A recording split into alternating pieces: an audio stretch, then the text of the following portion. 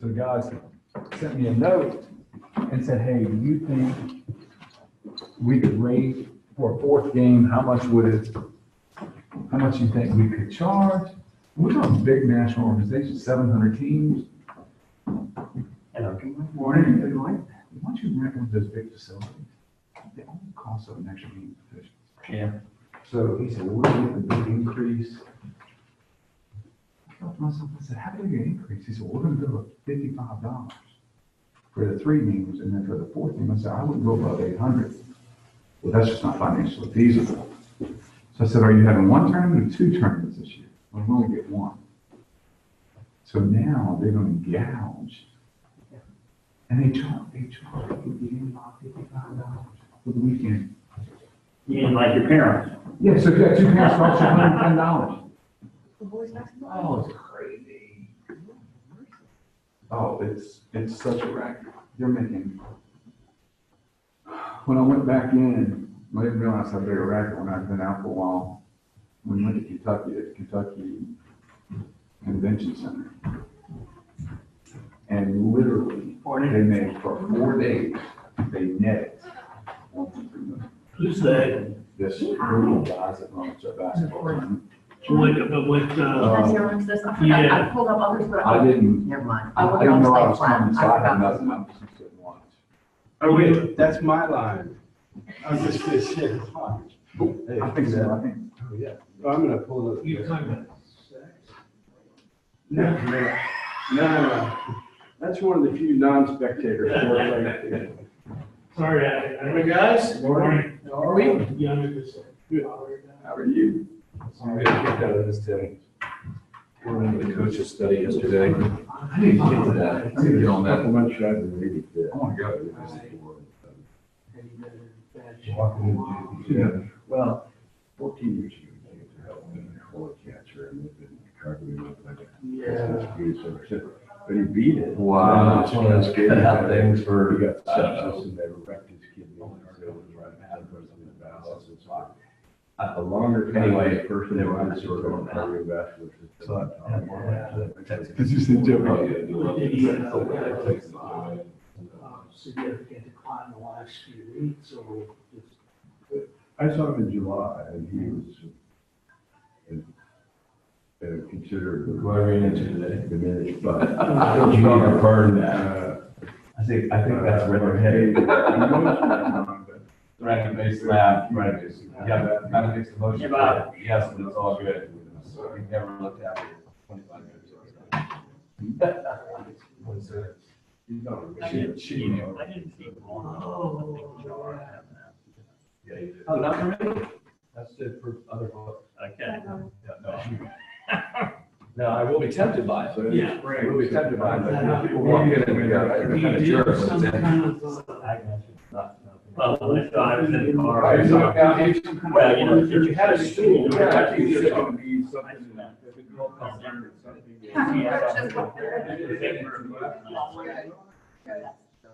I have. I'll take one. I left it. No, we didn't coordinate. Okay, so we're gonna go to the house. Sorry. So here's the plan. Here's the plan. Thank you for being here and for the work that some of you have done, maybe all of you have done. And my thought is this is obviously Yona's listing. It's one that's a challenge for her, that's why we chose it. So what I'd like to do is almost act like this is a panel and we're presenting to Yona in regards to what we think she needs to do to successfully market this property to get it sold. Because she's done a lot. Oh, look at Tim. You can I didn't be on the panel outside, because I wasn't sure I was coming. No worries. But no, seriously, you got a situation where this is a property that she's done a lot of stuff as far as marketing it, presenting it to the public, that kind of thing, since it hasn't sold. So I think, given a couple of weeks ago when you guys said, it'd be good to kind of do an exercise of this. I just felt like it was the perfect property because, it obviously is a nice house and given market, it should sell, but it hasn't. So anyway, that's the plan. And no particular order or whatever. Yona, why don't you start by just talking about how you got the listing and what you presented to them initially. And one of the things I think is important that I think we're going to learn through this process is we can be right on the money with something, and the market can turn it on a dime. And we've seen that. We saw that, just again, good friend of mine, they listed their house with Bird on Sturbridge. We knew it was overpriced. We thought we could catch somebody looking for that type of house closer in. But literally, we gave them a price too high, knew it was too high. We gave them a price, we went with their price too high. We got it down sort of, but still too high. And then they ended up blaming us for the fact that, and I don't mind for this to be public, they ended up blaming us for the fact that we hadn't done the marketing and the things that we needed to do. Well, they listed with somebody else. And now almost as much time has passed since we've had it on the market, that we've had a market. And it's all I can do not to write them a note to say to your friends, you're working with a great company, you're working with a great agent, but I hope you now realize that it wasn't the market that didn't get the house sold, it was the market. So, you can be right on the money at a particular time, but, within a couple of weeks, Sarah's certainly seen this out in Western Albemarle, within a couple of weeks, things can change.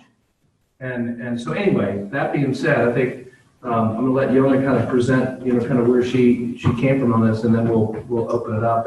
And what I hope is going to happen is we're going to give her some really good input, but we're also going to hear from different people as to how they price, and that'll give you information. So when you have that opportunity, you'll see that there are different ways of going about it. So, thank you. Thank you for all, thank you all for doing this exercise with me, and most importantly for our clients. I think that's going to be a very good piece of information that they definitely, hopefully, will take to heart and listen to. So, story behind this listing came as a personal referral, and literally came as a 911. And what I mean by that is that I got a phone call from one of my previous clients. My friend, it was just about ready to lose a contract that she had in my house. Would you mind taking a look at it? And I said, absolutely no problem. Be happy to do that. But at the same time, we're already with the contract. Well, come to find out that the purchaser literally got cold feet. And what I mean by cold feet is really ice cold feet. And that had something to do with a family situation.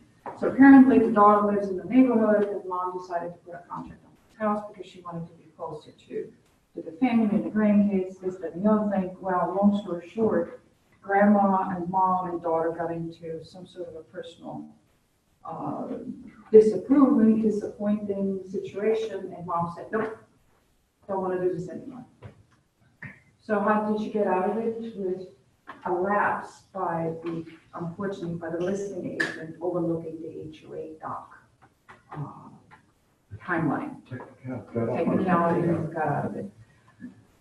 Home inspection was done, appraisal was done, loan was a 20%, 80% loan, no problems with appraising, everything was in good shape, and they got out. So those of you that had not sent Is this why- the docs until all of Is that. this why it got relisted? Because I noticed. Yeah, so long story short, so they got out of it.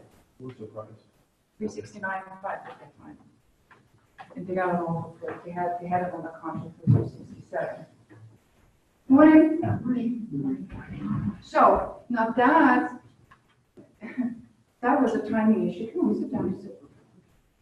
And what time frame was that from? They listed this in March. Of this year? March of this year. Had a contract fairly quickly. And this is kind of speaks to what Michael is saying. Timing is definitely super important as far as when you can expect to get into your home. When did you pull it off? Put it back on? Like a month ago? No, I had this listed, the contract expired June. And I had it listed within 2 weeks in June. I relisted this property brand new before the 4th of July weekend. She's never taken it off, so it's been. The days on the market doesn't show up like that, it shows in single digits, right? Days in the market. 26, 25, 133. So this is a cumulative, 133 includes the kind of was the previous MLS and then obviously Okay. my MLS. Okay, 'cause That's I know it's been on the market longer than 25 days. And what did you list it for? I listed it initially for 367.5 Okay. because that was the No, contract. it's a contract. That was the contract. They were absolutely, perfectly comfortable with that. I had a very good comp in the neighborhood at that time that supported that, which was right on Belvedere Place, I believe. A home that Marjorie Adams sold, a townhome, a three-story townhome that Marjorie Adams sold for $372,500. So with that in mind, we went on our journey. Well, sort of the summer lull came in, we had trickle showings. I did 4 open houses in a matter of 8 weeks. 6 weeks, I'm sorry, 4 open houses in a matter of 6 weeks. And truly, the showing traffic completely died off. The showing. That's what I was gonna ask you. Really good I idea. didn't get any traffic at all. So I started trickling back again, so I did my first CMA with them, my monthly update with them at the end of August. And I kind of updated them at that time to let them know that, hey, market has shifted, market has changed, things are slowing down a little bit for the summer, but at the same time, prepared them at that time already and said, look guys, you're competing against new construction. And new construction, you have seen the data, new construction, especially on the other side of town, 5th Street, just Avinity, you have mentioned it in your report, Avinity is just literally taking all the sales, new construction sales. So, This is so close to the new build. I totally, What's the price? of- I'm looking what's the for price you of- guys, I'm looking for you guys to tell me What's the what I price can in tell. Infinity, what's the price in Infinity right now? The Avinity, Lower. it's lower, it's lower. But So let me more just, than mid-threes. let me just go ahead and finish up with this. So, so between end of August and now, we had 2 more price adjustments. I did 3 more open houses. I kind of piggybacked on the parade because I knew that there was a parade home in Belvedere, which was done by Gibson Homes. I stopped by Gibson Homes, introduced myself and said, look, I just wanted to say, my name is John Smith, we work with a realty company. I know you're open for the parade, just in case somebody's looking to immediately move. Because we have a different product than yours. It's a townhome, it's ready to move in, just send them over. I had very, very good traffic during the first parade open house weekend. I had trickle again on the second, which is not unusual. What is the feedback? The feedback is, literally the feedback is it's in good condition. We know we have a problem with the carpet. We have no problem, disclosing that. That's why they give you the $2,500 credit if you want to take it to the vote or whatever. Feedback is good. I mean, whenever it's shown, it's not something that they would say, well, whenever it's not in good condition. And what's the owner situation? Do they need to sell like right well, now? Okay, wait, hang on. You really shouldn't answer that. Because again, you guys all could be, I'm not trying to jump on you. Right. I just By the way, wanted- congratulations to Sarah for a second year. But no, you I would could, not have answered that, You and then I would say that they're not. you ultimately could be a buyer agent, and therefore, talking about pricing and things like that is great. But we don't want to get into the motivation of what may or may I was not. just gonna say, take it off But it is vacant. It is vacant. That's the answer that I wanted to give you. It's vacant. My quick question. So, and we just had another price adjustment. I think it was the end of September, beginning of October. I think it was the Is that the 353? Is there a reason you didn't go up to 349 and you know it was 350?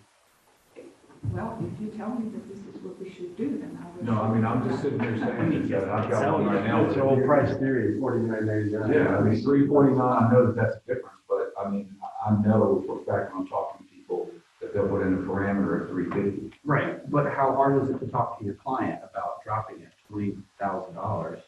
It's 4,000. 4,000. First of all, Tim is on to something there. I agree with Talk about in regards to pricing that most people, when they're putting in Zillow or Realty.com or Car.com, they put in even numbers. They don't put in 349,999. So people go, oh, I'm gonna do 349,999. It's like 349. Well, actually, if somebody's looking 350 and up, $349.99 doesn't show up. If somebody's looking, $350 and down, yes, but somebody who is looking for $350 and up, you want that $349.99 one to show, you might as well put it even. If it's one of the breaking points, like a $350 is the breaking point, at $325, no. But $350 or a $400 or something like that, it makes sense to talk. And even if it doesn't make a difference, you're telling them something another agent hasn't told. They go, oh yeah, that makes sense, we should work with that. Running searches, though, I personally always include like an extra, depending on the price range, like a $10,000 or $25,000 buffer, because there's probably gonna be a price drop on at least, But I did 300 to 400, and there were only, So I don't think it's 28 listings in all of Albemarle County in the last six, but in that price range. But I say as an agent, yeah, we're doing that, but where are people getting the information? They're going online, they're going to Zillow. They're not, now, I'll put in an extra 10 or 15,000 when I'm looking for a client, just in case, well, maybe there's a buffer that we can get it down. But like literally, I just put a listing on yesterday, that said, look, you need to be at 249 in this neighborhood to draw someone, to get someone's attention. If we put it on at 354, 254, probably, we won't get that. So 353 to me, if they can, now I don't know their situation, that may be where they have to be. So 349. So as you guys did your research, I know some of you, Alex, I know held it open, and so you've been in the property, a bunch of you have been through the property for this exercise. Talk about, let's just. Bob's got a whole analysis over here. The concrete slab on the backyard is kind of undesirable. That was the one feedback that I got, is the backyard, if you were to compare it to the other backyards, you either have more of a green space or more of an actual flat area. This has 3 immediate steps and then a concrete slab. It's stone scaped. There's no. Which they put in, by the way. They did in the landscape, yeah. Okay. But that's all. For me, if I had German Shepherd. For me, if I had a dog, a lot of people have a small little grass pad. Some people do, some people don't. I think it's cute out there. All you need to do is pave it. But I was gonna say, I'm talking But I see why people don't want just concrete sorry? stone. paving, totally. But we talked about it, as a matter of fact, Caitlin and I have worked on this. And this may have come, no. When is the new construction behind them going to begin? Did you find this out? Did you do any research? I did do research, but I didn't specifically research this. And I know we've talked about it before. Does anybody have the answer when they're gonna build in the phases? I think they've already designed it. Yeah, I think they're moving dirt and I haven't been over there. they're definitely moving dirt. So again, let's talk about, okay, you got some analysis, you heard her story in regards to where it was listed, whatever. She wants honest feedback, and she's gonna give this back to the seller. If you were in her shoes, let's just say, thankfully it's not the case, let's say this is an expired listing, all right? And somebody called you up and they said, hey, we've had our house on the market, we really need to get it sold, come over and tell us what we need to get it sold. What are you going with? What are you taking in there? I was trying to ask you before earlier. And this might just be the way, MLS handles it, but on your listing price, on listing price, it's listed as the same. Yeah, because I realized that it was in your policy. Okay. How were you able to do that? Thought we could do that. You expire in one day and you list it the next. Do you have to? Yeah, it doesn't change, it doesn't change the CRM. Yeah, I get it. It has to be 90 It's days. good by the days end. on market. Because they're, yeah. And the reason, do you know why I do that? Anybody have any idea why? Why what? Why you put it on within the list? Right. But if I was looking at that, I don't know, I think that people rightfully or wrongfully attach some value to the fact that you emphasize new price, immediate occupancy, and then somebody looks to see what the old price was, and it's the same. To me, It's a line thing. to me, if it was 400,000 and it was 353, that would catch my attention. Whereas it's 353 and 353, I'm going, what did I thought about? Just me. And that's ignorance. An agent would go out and just. That's absolutely true. That's the first thing I would do. Okay. Would they- So can I offer- Folks, we're getting off the track of what this is supposed to be about. Okay, all these are great questions, but I really want you to talk about what you found and what you think, how you came up with what you think this house should be listed for, and what you think it's gonna sell for. That's what I want to hear you guys talk about. I'm gonna offer you one data point. And I got a lot that I could talk about, but I want you all to offer one because I think it's a telling data point. So we've talked about the success of identity.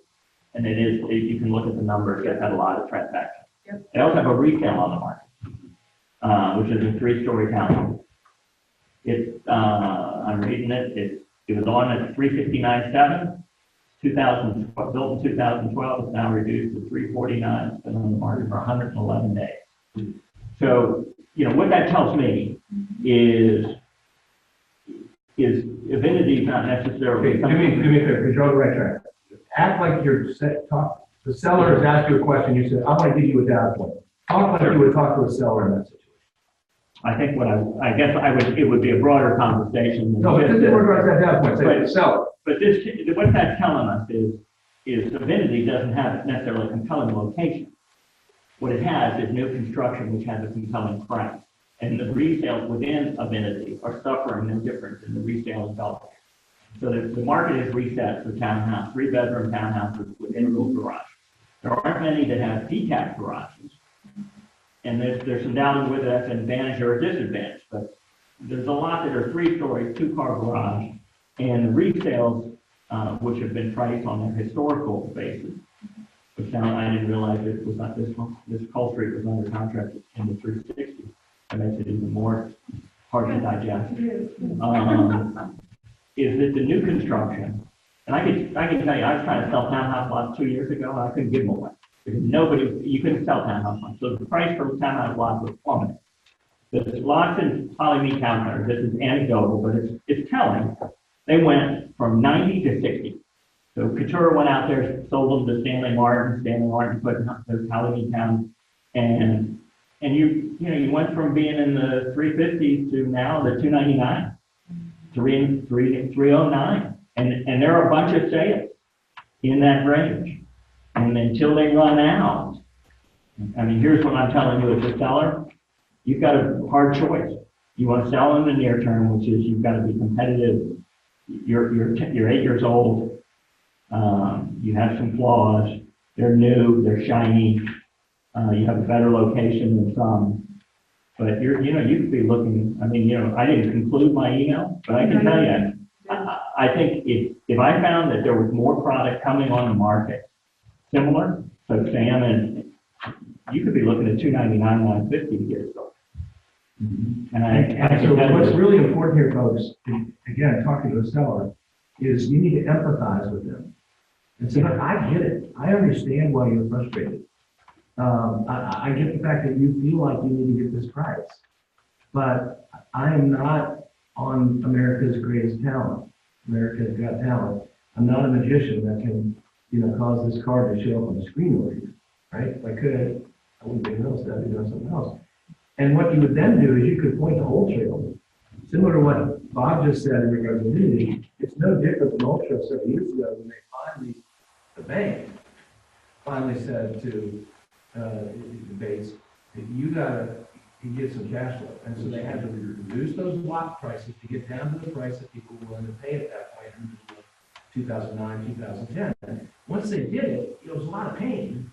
But now look at, and again, we're in an adjustment period now, but up to now, the resale people are happy. They weren't happy then, but it caused the momentum to happen. Spring Creek, same exact thing. Old Trail did it, it worked. Spring Creek, what's the guy's name who was passing that? By town.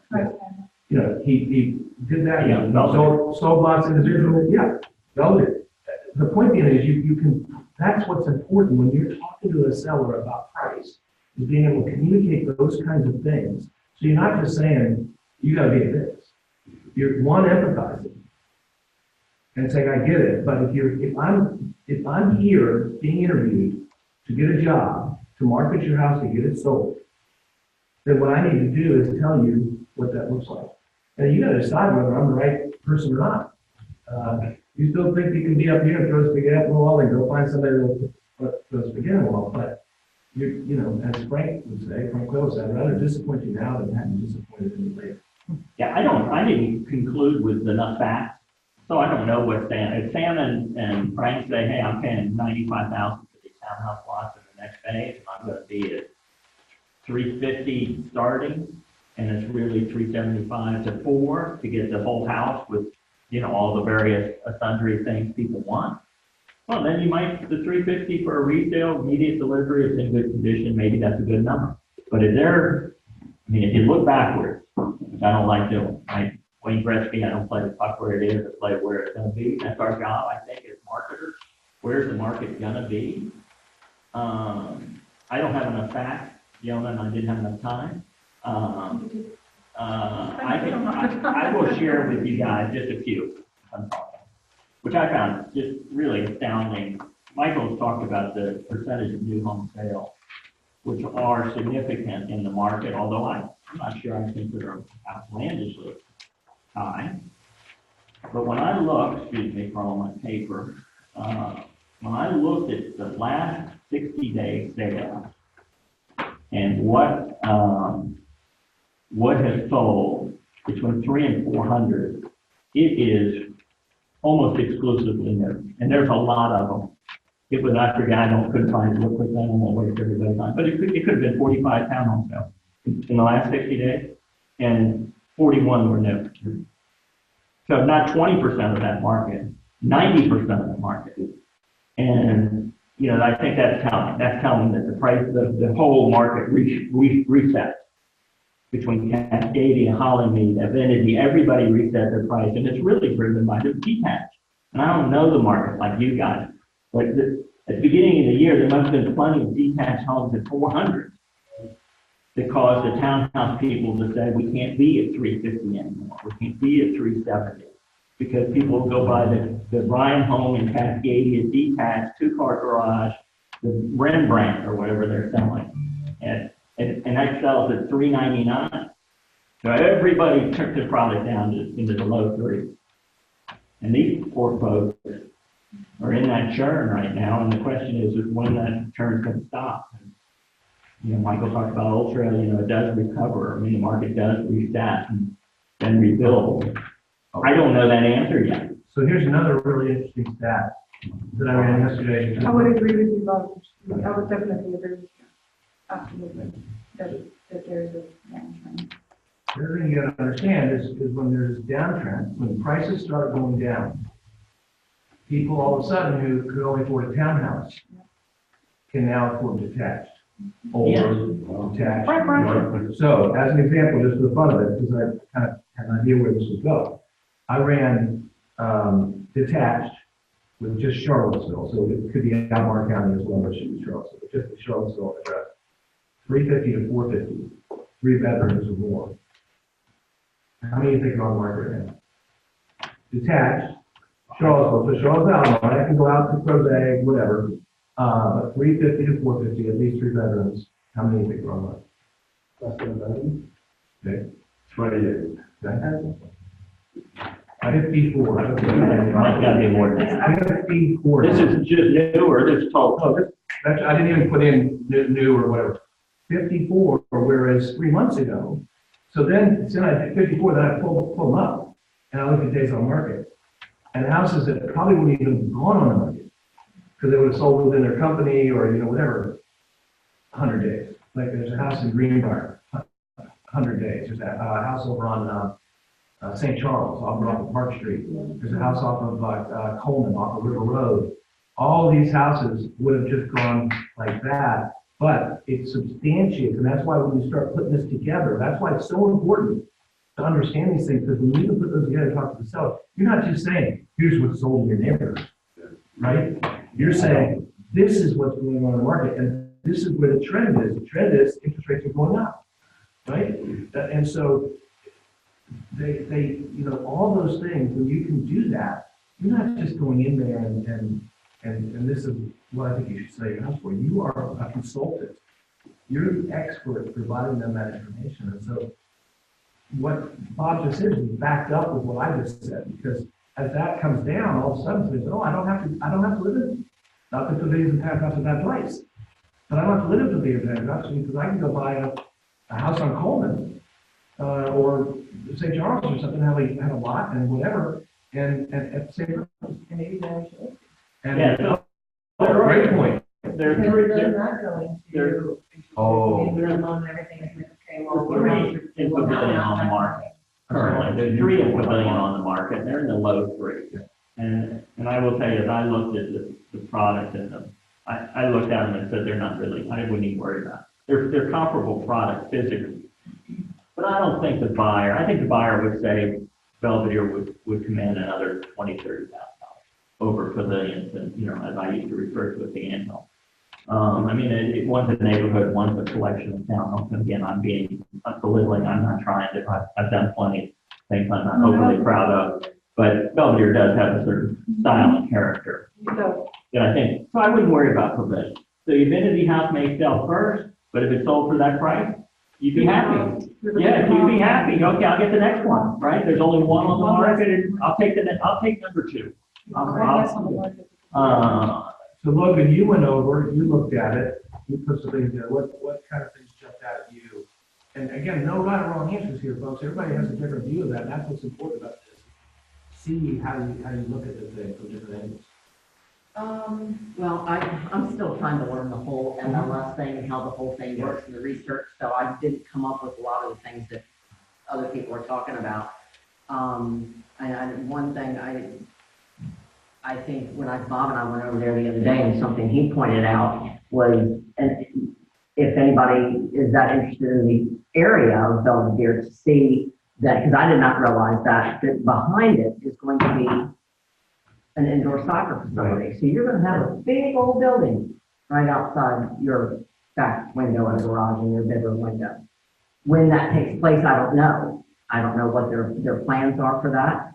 But Bob pointed that out to me because I was not aware of that. And as a buyer, if they looked at that map and saw the building, then that would be a little bit of a deterrent for me. Always been my. It'd be traffic, it Well, would be. it's on the fringe, I would tell you. It's on the fringe. But I think a buyer who's looking at multiple townhome sites, all things being equal, they may like it or not like it. But I don't think I can tell you as a guy who's priced a bunch of townhomes in this place, I don't know how I would price the impact. Because there could be some people who like the idea. True. Well, you're not gonna have other townhouses with people looking onto your deck. It's just. Yeah, it's not like a highway. It's not like, gee, somebody's gonna put a bypass in my back. Or four people grilling right across looking at you. Yeah, right. Yeah. So, again, It's a lot of construction. my only point is. It's a lot. The number one thing I thought of when I hosted the open house and I looked out the back was the amount of construction and how long it's gonna take to build. 3 months, 6 months, it's a lot of time, it's a lot of construction. That little tiny one-way road behind your garage is going to be muddy, ruined, filled with construction cars and vehicles and contractors for God knows how long. And if you have young kids, why would you wanna move it? I just a thought. Could you play this card, if you will, I mean, as a strategy that, look, if new construction, and I think that there is another phase going in right there, say, look, for investment wise, like, you're getting a resale here, those are gonna be more expensive. And that's good for the neighborhood, if you think about it. Because for your investment now, okay, you buy something in the three, those are absolutely gonna be more expensive. And somebody who goes to sell, well, they may just not be able to. Well, we don't know that answer though. That's the question. That's my point. We don't know what that townhouse are gonna sell. No, they could change their plans. If it were Laughlin townhomes, which I think they've sold 3, are in the foursome. They're very nice, garden, rooftop terraces, they're not at all competitive. If they build that, you'd be in great shape. The point that's being made here is a really good one. You have this opportunity, so you go and you talk to Craig, you go and say, hey, as best as you know, what are you gonna be starting at? And you come in with that information to the seller, and nobody else has done that. I mean, we just talked about it here, none of us thought about doing that, right? So, or we might have thought, but we didn't do it, but if we go in and we say, all right, if any of this, and by the way, I personally called Ben Davis from Frank Builders, I personally called Chris from Stan Martin, and they told me that as best as they can tell, they're gonna start at this price, and therefore, we're in trouble. Or therefore, we might have, one session become public, that might help us, but if it's down here, not. Well, one of the questions, I mean, my sense of the market is with these new construction things, that if you decided you wanted some today, you could be waiting for a while, aren't you? Yeah. And I just looked at this as, my search could have been flawed, but from a 300 to 400,000 for a 3-bedroom, and I just said literally a 3-bath townhouse attached, there are only 4 that I see that are for sale right now. And your guy that she's maybe looking at is looking to move in right now versus somebody that's going to wait a year or whatever these Craig properties have delivered. So I would almost suggest it's background information and stuff, but it's a little bit of a different answer. Can I ask a question? Because all of this information, by the way, already researched and done. So this just confirms sort of that we are on the right track and that I have communicated, thankfully, with your help, I communicated the right message to them.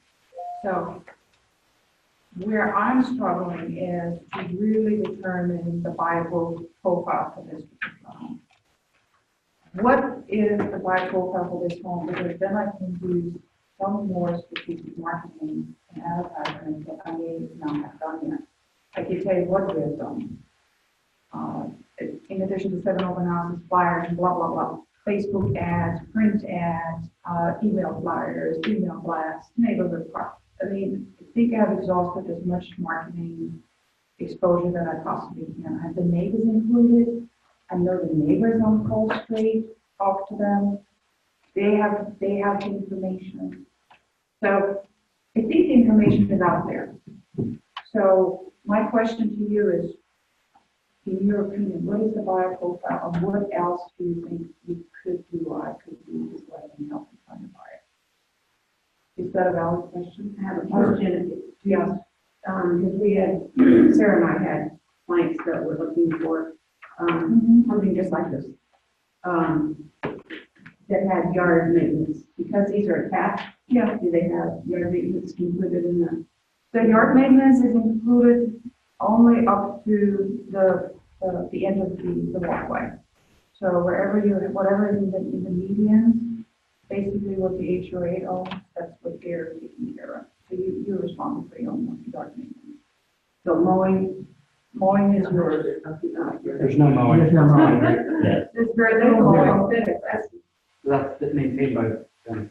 So whatever is in the middle here, whatever is on the side, that's being maintained by the HOA. Okay, yeah, okay. So that's one advantage. I think too, when you talked about townhouse, when you're in one of the townhomes there, you're in the middle of a whole bunch of them. Here, I came out of your open house and turned around and, oh, this is detached. I was thinking it just seems so much like all the other homes that are detached. And so you're in that's the advantages of attached, yet, and a garage. Yeah, in the neighborhood, mostly detached. So I see that as an advantage for a buyer. Not a big yard, so Like a detached. yeah. I literally was, oh, yeah, this is detached. I don't see your buyer coming in as being a young couple with a child. I think they grow out of it way too fast. You don't? I do not. Do not. believe that, right? But like Michael said, at this price point, if you have a single young professional that can afford up to, I don't know, $375 there. Are they looking at detached? I always like to say yes, but look what you're getting, move-in ready, that kind of thing. Yours is, more updated versus, okay, this is going to be a project, updating whatever, and detached. So I see something like somebody starting at Martha Jeff, or, Absolutely. or maybe a young couple, but I kind of see a single person, like a single. So you're looking at the young professional, possibly second home or first home? I think first, I don't know, what do you guys think? Yeah. Or even downsize, older, that not real old, but they're old enough to need a first floor basketball, right? Because you don't just have two stories, you don't Yeah. have that third story. The older folks that previewed, definitely commented on that everything, all the bedrooms and everything were upstairs. Yeah. So it's probably going to be, I would say demographically, it's probably going to be somewhere between 30 and 50. Yeah, that's about it. And that's mid-30s. The challenge, I have a history with Belvedere, so I think, we've always looked for people, much like a law firm is now trying to do. You're looking for people who appreciate a diverse architecture, and will pay for that. That's the first step. You have to have an aesthetic, and if you don't care about the aesthetic, they're going to the pavilion, and I wouldn't even try to price my house competitively, unless I was desperate.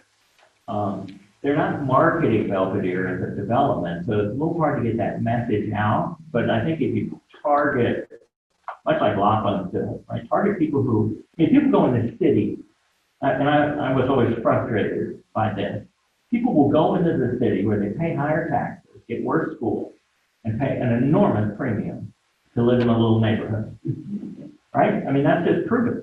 There can be Rose Hill, it can be Belmont, Woolen Mill, they're all over, and they're paying enormous premiums over the county. And yet we're a mile outside that, right on Ryan. And we can offer a lot of those same features, but somehow you got to find that buyer and convince them. And I'm not sure quite how you do that. With one house and a marketing budget that's limited to a home. But I think that's who you want to get to your 353. You want somebody who says, I don't like amenities. That clubhouse is, not what I'm looking for. In fact, I don't even want a clubhouse. I want to be in the neighborhood. Architects, I think young architects would be a good choice. I think there's diversity, and I'm always clumsy around this issue. But the people who embrace diversity, who are part of being diverse, that can be by color, by sexual preference, are attracted to, are oftentimes attracted to neighborhoods versus homogeneous communities. So a couple of things. I know that's stereotyping, and I shouldn't do that, but you asked about market. And Yeah, no. A couple of different things to market. One is, and this is now official, November 16th, the Center Belvedere will break ground. So all of a sudden, as you come into Belvedere, that building is going to start coming out of the ground. That's going to be a huge plus for Belvedere. It's the senior center, but we've renamed it to the Center of Belvedere. The reason being is it's going to be, there's all the same services we provide, but they're also going to expand into multi-generational, including the green areas being in there. And so when you think about Raw Road, there's no place for people to gather. As that comes out, so the market that you're going to have that access. And maybe even go to the senior center and it's very inexpensive, market in their newsletter. I mean, they've got 1,000 plus. And where is this going to be, Michael? Right there as you come down the hill in Belvedere on the right side. Yeah. So you carry the church is on the left. Before you get to the apartment. Yeah. Before you get to the apartment. Right there's a little pond. It's going to be right in front of that. And it's going to be exceptional. I mean, what they're going to do there is amazing, including. Still Bushman Dreyfus? What's that? Still Bushman Dreyfus, the architect. Bushman Dreyfus, and I can't remember the builder that they picked. But anyway, but the point is, Greenberry's is going to have a coffee shop in it. There's going to be a Mark Jefferson clinic in it. And so all of a sudden you're going to have this gathering. But the point being is, Senior Center newsletter is a very inexpensive way to market to a lot of people. That may not be quite the right demographic, but for the price, it's probably worth it. The second thing is I would be marketing to Fairview Swim Club. Yeah, and it's year round. To their members. I tried that already. But how did you try? I typed it to get that information. How do I get that? Dave Alley used to be a member. That was about 50. Dave Alley was a member. Elizabeth Killian is who I talked to. And what you could do is you could reach out to Elizabeth And again, if you talk about advertising and something, she won't be typing. Because they're looking for money. Oh, I'm sure. But again, They're all. that's the demographic, the young The families. apartments would be a good part. Right. the I apartment- just wanted to say that this is one thing that I have not done yet, to target the reserves of Belvedere. Yeah, I don't think there's a direct connection between people who rent in a location and the people who buy. I think renters are motivated by convenience and price. And frankly, they're in having been involved in that, they're motivated by what they drive by and they think of. And that is a typical renter's decision-making process. I drive by it, I liked it, let's rent there. Whereas buying, obviously, is a more thoughtful process. But, there's 300 people, and there's all those, I don't know how you get to them, but all those people live in those carriage houses. And there's probably another 60 of those out there that are renting. What is, and I should know this, but I don't, what is the rental price for this newer rental product that's out there? Through the roof. Well, I mean, it's hard. I think the reserve is $1,000 for one bedroom. Yeah, So it's if as you were high as doing- anybody in the market. If you're doing quick back of the envelope math, what would be a carry on a Yeah, I don't know that. $350,000 house? I don't know that. I can tell you this can rent for about $600. But how much would a buyer, if they did a typical financing and stuff, be paying a month? I'm just not smart enough to do the math on the top of my head. Probably right, if they did 350, it depends on 20% down. Yeah. You're probably 1,600 in taxes, you're probably looking at two, somewhere in there. So only about $400 more to own a place. And with the tax deduction, you're probably under. Yeah. With the tax. Because I, just my own experience, it was downtown, and I was looking for a place in town to rent. And good luck, particularly if you got. I don't know if people still do this, Jonna, this stuff always stimulates me, but, now I'm thinking, reaching out to the renters, securing a room at the church up at the corner, which he'll do for Friday. And get your mortgage people in and send a flyer out to those apartments that you'll have a home buyer seminar. Something along those lines. Covenant Church. Mm-hmm. Pastor Bear, infamous Pastor Bear. But, something like that you might drag out some people and actually make it worth your while to pick up some clients because you work so hard.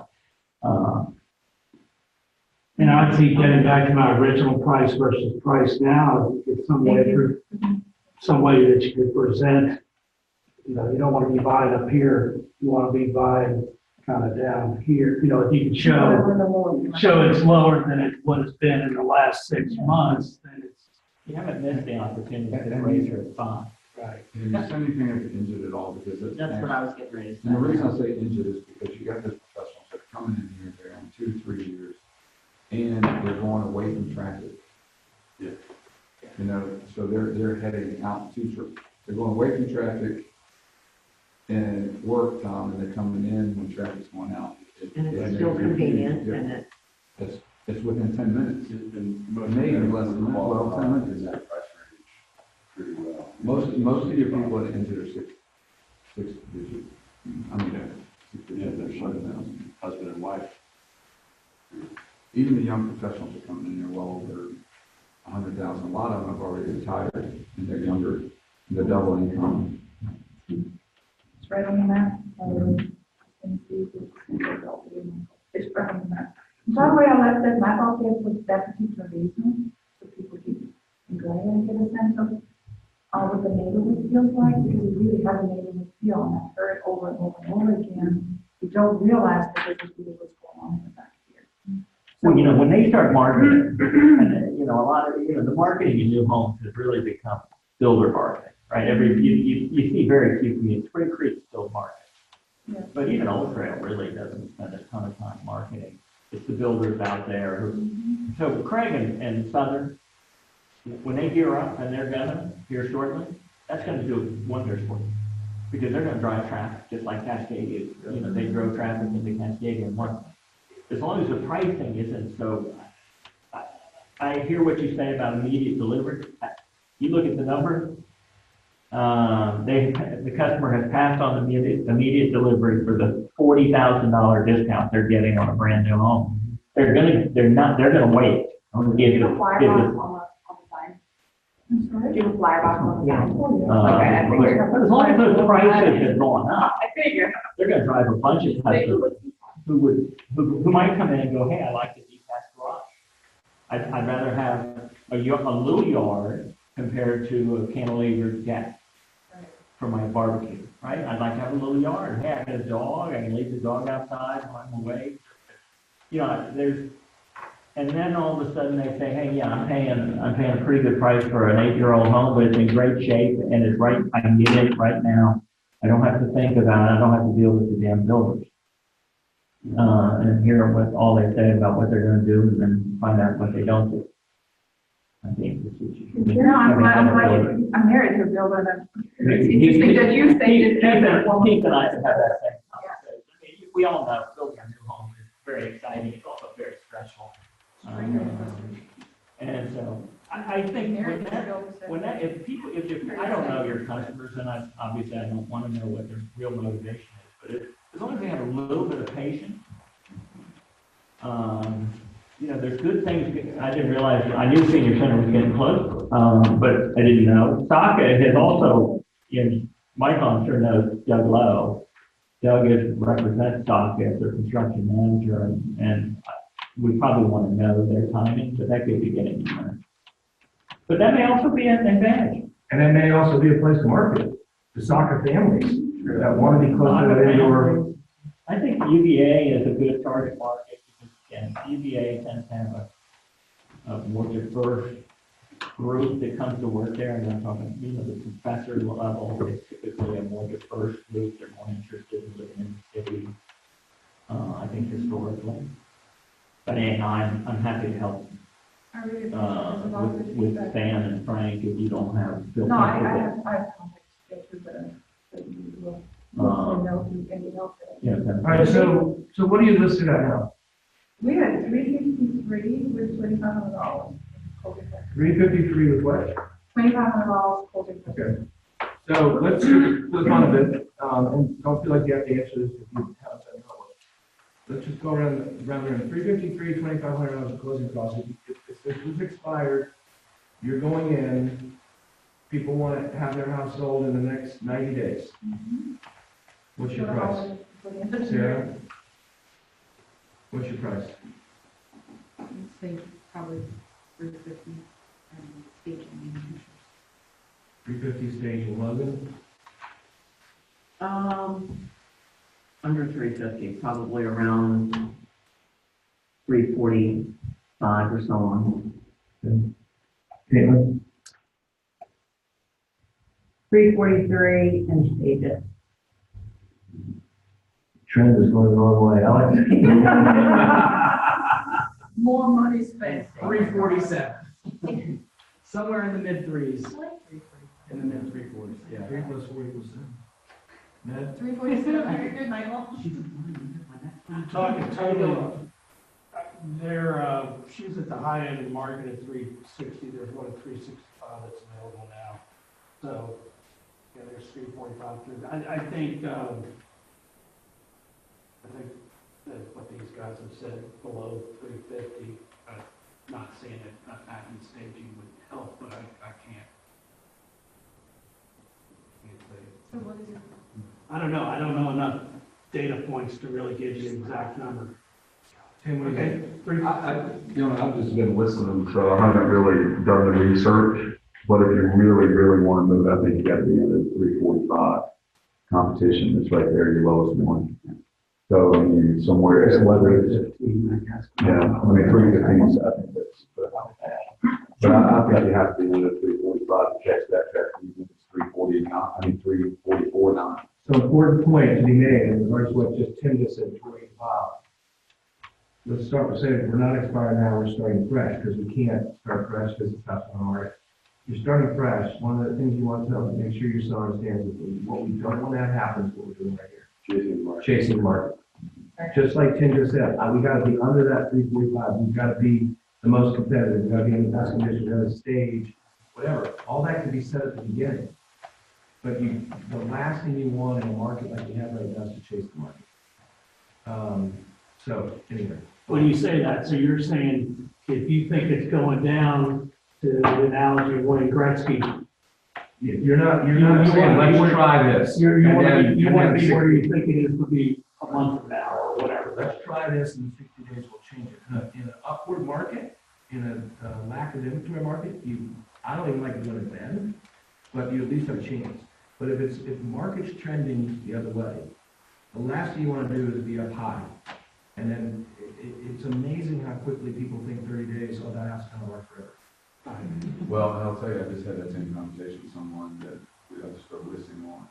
She has a nicer home, her home, but she wants to go, she wants to move. And that house is nicer than the ones that are in there, but so we priced it under the market. And she's gonna take a little bit of a bath, but we had these conversations, this is why you do this. Now, I don't know your relationship with yours, and it's trending down, but we priced it where we can move it. And that's going to be dramatic. A lot of But again, using that point, do you want to take a bath or do you want to drown? Right, and that's basically A what lot of we years said. going on. Right in that joke, in that joke lesson, right? You Oh, started I mean, it's to- going down. or yeah. yeah. This is not what you wanted to They hear, still- right? They still love it, yeah. Oh, All right, so here's my 2 cents. Yeah, please. I really think you need to know the new before I can give a clear answer. I think the customer should price it as low as they're capable of going. I don't think it's a, they're not in a great place because of the new construction.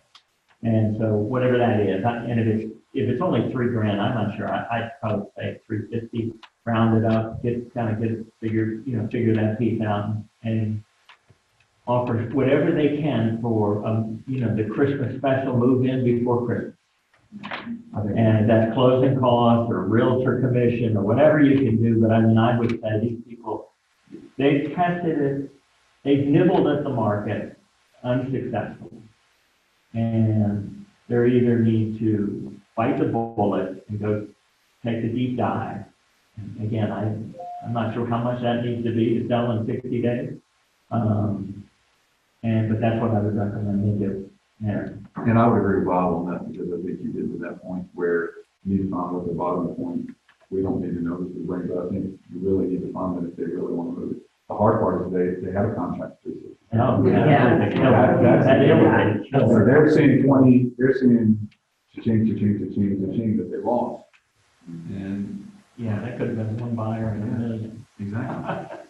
That could have been the only buyer who was prepared to pay that. So the next point, before we get to Bob, next point in that situation, you get an offer, people want more, they think your bottom line's 360, and so they don't take it, or their bottom line's 362, so they don't take it.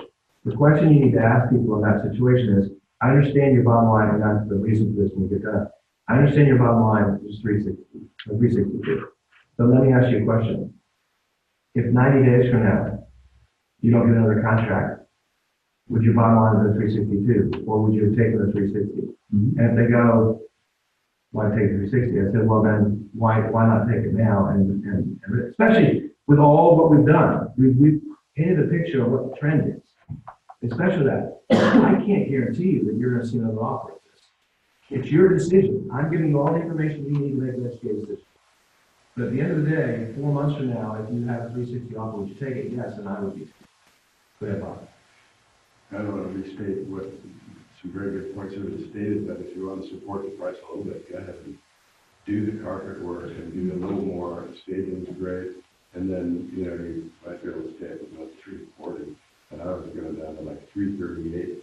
And with the idea that, if it's so attractive price-wise, you may get 2 or 3 buyers and then they come up from that. I like that style in spring and the middle of the Yeah. summer. Going into winter, you might just get the one person that lowballs you even further. Buyers searching round numbers. You're going below 315 below, you're shooting something a photo. Agreed. Fairly agreed. They don't use the parameters that we use, we always have offers that we usually They don't. can't. There is no. The biggest thing Bob stole my punch. Definitely, I would get, it's been so long since I was in there, since when it first went on, but evidently the carpet needs, so I would have them get the carpet done now, so that people see it. It's done, it is then move-in ready. If it's move-in ready except for the carpet, that's still a few days' work that has to be done before anybody moves in. And so I would, I'm not totally agreeing with you, Doug, but I hear you. I don't think it hasn't sold because of the carpet. I don't think it hasn't No, sold but. because of $3,000 or $4,000. I really don't. I think it hasn't sold because of $30,000 or $40,000, and you have to hope that that situation has abated. And builders are now digested their $80,000 townhouse lots, and they're now paying 90 to 100, and they're going to be at prices that make 350 look better. And if they're not, again, you got to then price it at a discount compared to new, whatever that is, right? It's got to be there's people buy detached over attached, and they buy new over used. I mean, that's just a fact. That is correct. And But I can't get hear your around point, those. I hear your point. The thing goes is, I do agree with Bob on that, since from a person coming in, people search by location, price. If these two parameters, at least what I've experienced, if these parameters are okay, then they're gonna go for the rest of it. Then they are willing to go ahead and do whatever they need to do. And now imagine putting a carpet in means more money that they have to spend. And in addition, that's gonna take 8 weeks for somebody to put a carpet in. I don't think you need to turn on. No, I don't think so either. So, here's where I want to close this out. And I don't want you to tell us. So let's just assume for the sake, if the bottom line is not 353, Obviously not, no. well, but let's just assume that's not the bottom line. You know, right now it's 353 and $2,500 closing costs. So basically, the bottom line is 350, if you take the net. All right, let's assume it's less than that. Let's assume it's in the 340s. Two things that possibility. Yeah, because you've done such a great job with the open houses, and one of the reasons she would say, one of the reasons she tends to do this is she's got very little realtor traffic. But the open houses have brought people through, which is normally the opposite. Okay? Right. But let's, and I'm not saying it is, but let's just, for the sake of discussion, let's say the bottom line is 340. Two things you can do. One is you can say, for this weekend only, open house Sunday, 2 to 5. Why from 2 to 5? Latest in the day, and you have more time for people to come by. Because everybody else is closed up at 4, and if people are serious about buying, they're gonna come in that last hour, because they're gonna take it to last, and you get the last say of it. But 2 to 5, for this weekend only, 342.5, let's say the bottom line is 340, 342.5. There's nothing that says you can't raise it back up to 349 the next day on Monday. And the history, so what? I mean, I see the history. All you have to see the history was at 350 one. Who cares, right? You know, I don't understand that objection. Well, they're gonna see that we had it down. Yeah, and if somebody else should 342.5, you're to take it. Yeah. So that's okay, right? So, well, the second one is, and this is a little bit different. And it's going back to what you said initially. Why did she put it back in and put a new MLS number? Because it showed up where? On the hot sheet, right? So we're at 353. For every 3 days, we're going to reduce the price by $1,000. We're going to go to 352, or maybe you get a change to 350, and you get to 350 or 349. You go to 348, go to 347 every 3 days, so that price change shows up. Plus the fact changes on Zillow. You know, when you change price, if you tracking houses, it'll show up. An email say Coleman was reduced. I saw yesterday. Coleman was reduced from 469 to 449, whatever. So every 3 days, people who are where you say, how low are they going to go before I lose this house? Right. Right? Now, at some point, it ends. It ends at 3.25, but why not do something a little bit different to effectuate activity, not only online where everybody's going and starting, and everybody has put that in as a, whatever you call it, what do you call it? When you click on, yes, I want to watch this house. Watch list, whatever it is, you make a change on that thing, and it's going to show up in those people's emails. So We get them thinking about it more and more every time. And here's the They thing, better hurry it, you John, go all the way because- down to 342.5, if it doesn't sell, there's nothing that says you can't raise it back to 350. Because it was already there. It sounds like you put it on eBay. Yeah. People are gonna sit there and watch it and say, oh my goodness, somebody's, you know. Buy now. Yeah. But, you know, for this weekend, and what you can do is you I always can, do buy now. you can, Me too. you can try both. For this weekend, only 342.5, if it doesn't work, you raise it to 350, and then you start, so that gives you a couple weeks of new sort of marketing things that just revitalize what's going on. Maybe activity, and then that would spur on some of those people that are coming through and thinking, oh, that's a lot of traffic. I mean, the good news, Yolanda, is, you know, it's priced below the assessment. You know, so I checked the assessment. Bob's got a study, and I'm sorry, I probably talked over his turn, but, you know, the fact is, if you look at the comps within Belvedere, the 3 townhome sales within the last reasonable period of time, they're very supportive of the price. And so if you know, it's easy to get to see, right, that it's not priced. But the fact is, if you look at it on a broad scale, it's priced and it's new. And those new guys have with sharp elbows, have knocked these people off their pins, so to speak. And maybe they're gone, and that'd be the good news. If they're now Cascadia, I mean, it's gotta be starting to get out of townhomes. You know, I think Ryan is done, and they're really the culprit. And I don't mean that in a negative way, but their price points are so low that Southern can't sell. Craig can't sell. So, I mean, you kind of have to get them out of the way for anybody else to have any space to make money.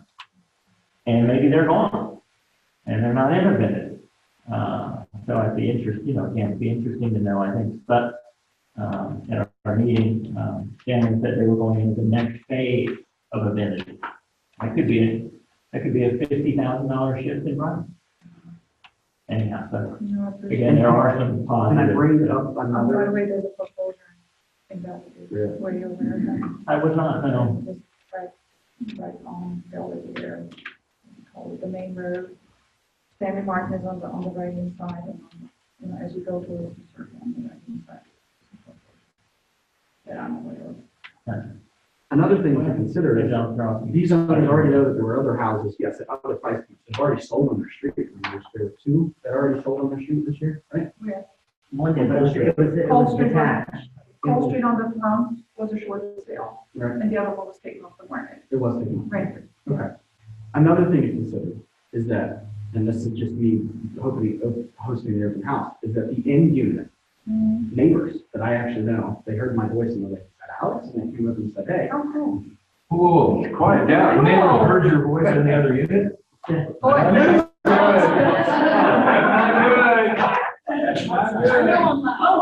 like that Geico commercial that's on right now, when they're showing that rental property, and people start talking. He was outside. Oh, okay. He was outside. We got a problem here. No, but the problem is what if that in unit decides to sell come springtime? If that in unit, that's the more desirable unit, gets listed come springtime, there's no chance these folks are gonna be able to get it, even if it's at a higher price. And he did lead on that he might be willing to list it in spring. They have a family, they have a baby, they've already outgrown the house. They've been in there since it was just built, so. Just. Are you in touch?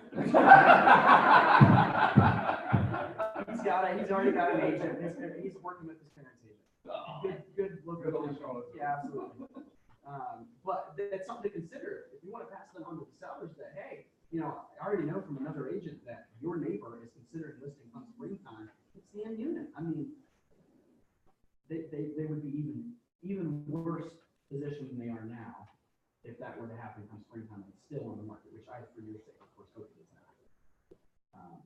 Okay, we're over time. Awesome. What did you not get this morning that you came here looking for? So, because there's something that you were looking for.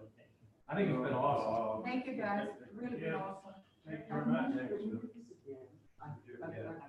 Was I under the impression that he was gonna go through on the computer and That's what I would say. You can do that. You can do that. I want to do that. I want to have it just to make sure that I'm doing it. Yeah, more than maybe. So Ned with his laptop. two things. One is what Alex just said, and Tim, we'll do the one where I'll get Keith to come in and actually do the CMA on the wall. Yeah. Go through Paragon and do the CMA on the wall. You guys have all done toolkit with Mary, right? You want to sign up for that sometime?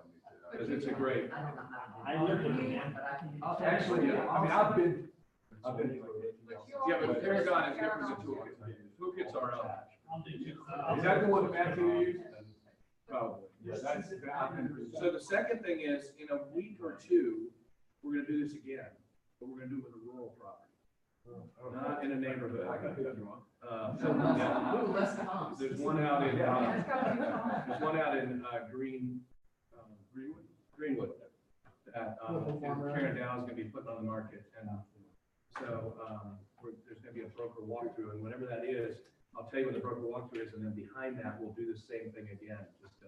Could I make a suggestion? Please. The CMA, could we, if you give it to us like, I didn't think I was gonna make it today, so I'm not prepared, but if it's one of those things where we could actually try to come up with it ourselves, and then like Keith walk us through it, and maybe see where we've made mistakes. That's what we try to do here, is give you enough time, and so, yeah, absolutely, perfect, yeah. I appreciate everybody's help. Awesome, guys, thank you. Really good information. Just something, a little FYI. We're gonna have meet the builder, 412 Nichols on the 13th of November. Broke open house. So we have an opportunity to meet the builder.